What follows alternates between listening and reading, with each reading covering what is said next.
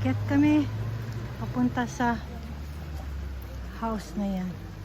It's a palace, pero hindi monarchy ang may-ari. Sabi ng tourist guide is one of the crazy rich guy lang daw may-ari niya.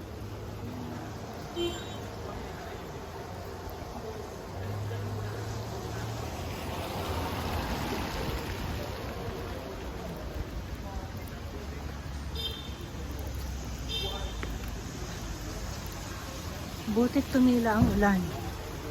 May mga nagtutour, parang VIP. Meron pa silang sakyan. Papunta doon. May trapal pa. Samantalang kami. Ito, naglalakad. Ayos lang. Exercise. Parang exercise na namin to. Everyday, nakaka 12,000 steps ako.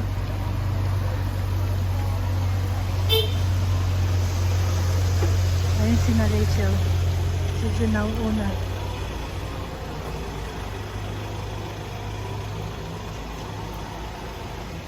Ay, naku, paakyat pala ito.